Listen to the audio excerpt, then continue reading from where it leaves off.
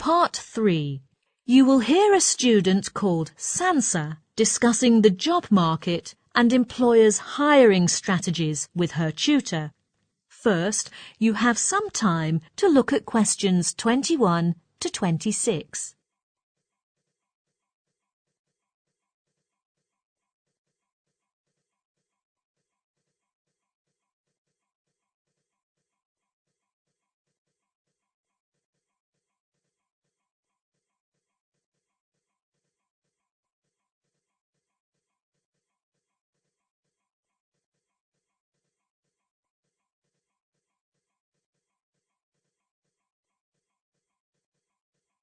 Now, listen carefully and answer questions 21 to 26. For today's session, we're going to look at the job market and employers' hiring strategies. It mainly takes great people to generate and execute efficient strategies and ideas. In fact, a company's growth is strongly supported by its human resources. Therefore, we'll look at the determining factors for recruitment, the traits of a successful applicant, and the possible reasons for rejection. First, let's take a look at the job market for students who have just graduated from secondary schools. So, what should they focus on when applying for a job? Is education the most important factor in recruitment? Well, actually, the degree is not that important. It's not the only factor that personnel managers take into consideration. Some employees with years of work experience still have a competitive edge over fresh graduates with a higher educational degree. However, with neither an impressive educational background nor practical experience, secondary school graduates should stress that they have great enthusiasm for work. Employees who are interested in their job often work hard and are willing to take more responsibilities. What else should they highlight during a job interview? Well, it is wise for them to demonstrate that they possess valuable characteristics, such as curiosity, willingness to learn new stuff, and good interpersonal skills. Companies favour applicants who are easygoing and fit in quickly. Right, but I guess things get harder for women to re-enter the workforce and reconnect after raising children at home. Absolutely. After taking an extended absence from work, women with young children have to strike a good balance between work and family.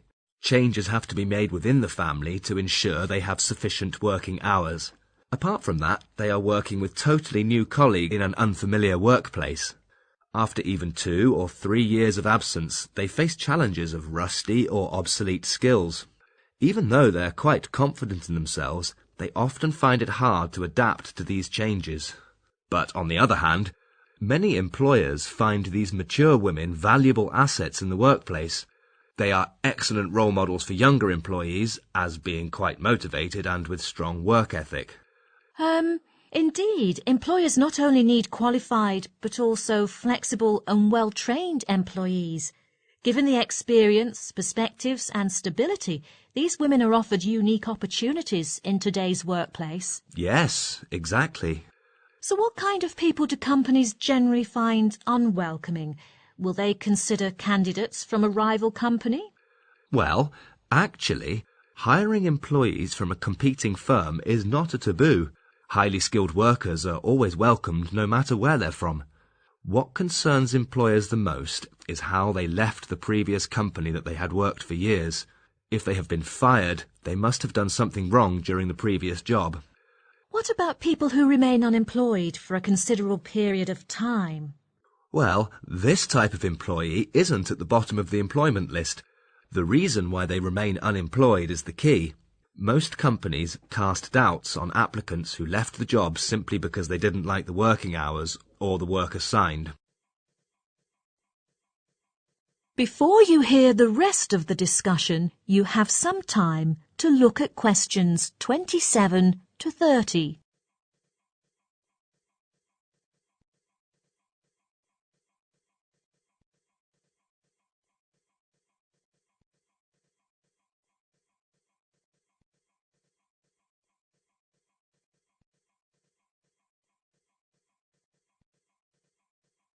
Now listen and answer questions 27 to 30. Have you read any articles about worker retrenchment? Yes, worker retrenchment on a massive scale is sometimes introduced as one of the short-term measures to resuscitate the industry through the reduction of overhead costs. Workers are also laid off as companies restructure and reform. But what happens to these retrenched workers afterwards?